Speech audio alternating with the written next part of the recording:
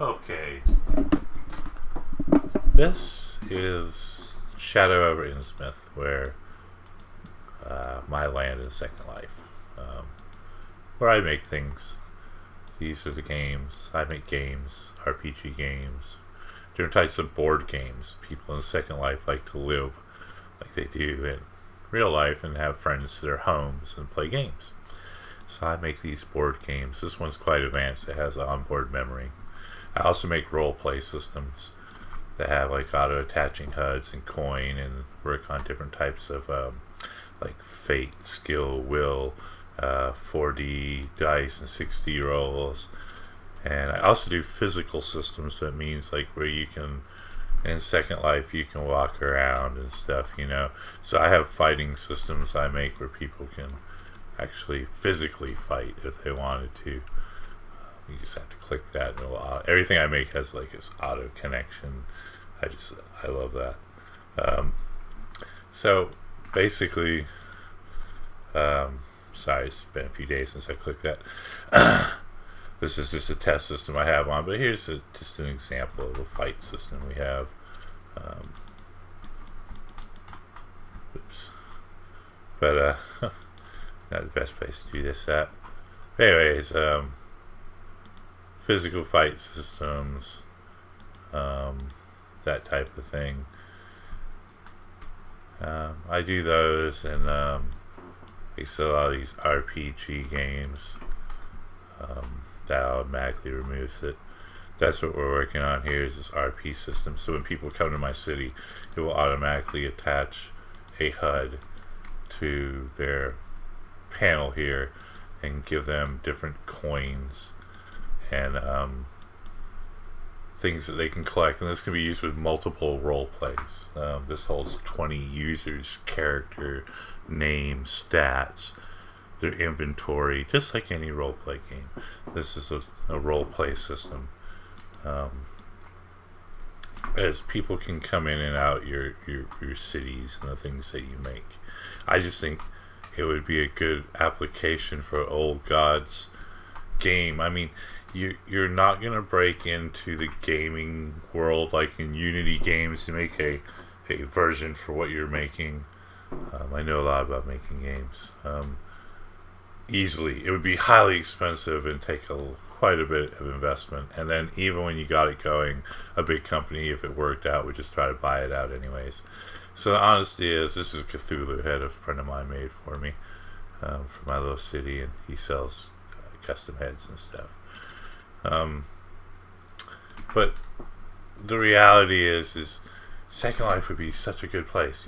This is just a sim that you rent. This is a rental. I just rent this one little section right here. These are rented by other people. You can buy one of these whole sims, which is quite a bit of leg room, we'll say, walking around and stuff. They're quite large, for about 229 USD a month. That's what a sim costs. Pretty small buy-in, because this is what I've done with mine. I've turned it into just a place where I sell things that I make.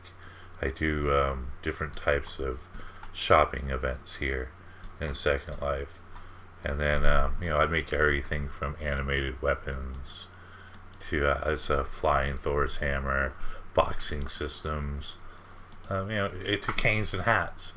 And these are just RP add-ons that I make. Dramatic lighting systems for people who like to take images. That's the type of stuff I do. We use Blender to make all our mesh pieces, all our little parts and pieces and such. But with Second Life, it would be a very small investment for you to purchase a sim with a 300 down and 229 a month, and then turn that whole sim. I had one not too long ago that was a giant forest.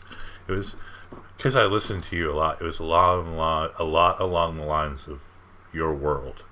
I had different sections of it that were on the water. I had a fish camp called Muddies. I had a coal mine, and then you could go into the mines. I had a mountain in the middle of the map with caverns that you could go into. There's lots that you can do with these simulations, and you have a following here in Second Life. There's quite a bit of people I know that listen to the podcast. So you would have no problem, I would imagine, attracting people and taking your role-play game and making it into a role-play sim. Now, the thing about role-play sims, though, is there's no real money in them. People don't charge people to come here because everything's kind of free in Second Life. But there are ways to make money, like making a game, like how I make those board games. Let me here, I'll show you real quick. Let me just teleport back to where we were at. Making an old Gods of Appalachia board game, which would, you could do it like this and then have the different sections where there's woods and maps, and in this game you can go to different areas and dungeons open up that you can go through, and these have doors and traps, and I have it set up where you have to have but see, right now I'm not in the game, so I don't have the DR level to open that door, and this is all under development right now. But as you go through these, they allow you through. So it's definitely, and then see, I have it set up like a lot of. Wait a second here. What happens when you play the game is it auto attaches the HUD, and it works off a lot of RP, skill, will, DR ratings. You have coin, you can buy stuff. You can find things, or you can enhance these weapons to different things found within the map. And this game actually holds all this, so you can have more quests. It's not just one quest, you know what I mean? There's a game master and everything else. So the honesty is they can go to certain areas in the map and different places, and at the end of the day, this is how it kind of starts. But you could do a whole forest, and you could break it down into sections of old gods' worlds, and then when they click on that, or have we'd have to develop a way to work with it. But I could imagine there would be a cool way to develop a game for you to make to make money in here. So that's what we all do here. I come here for fun, but I come here to try to build things to sell, cash out, because in Linden you can cash into regular dollars. So I've been doing this 15 years here.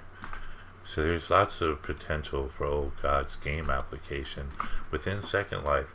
You could even start a free thing, you know what I mean, where you just develop it slowly, work with someone like me, just rent some land for cheap and start slow, and also build up a gaming, and that would take Old Gods into a digital gaming platform by using the Second Life platform as your catalyst.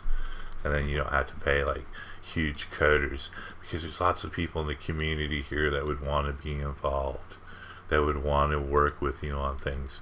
Their name being on your thing could help their product in the end.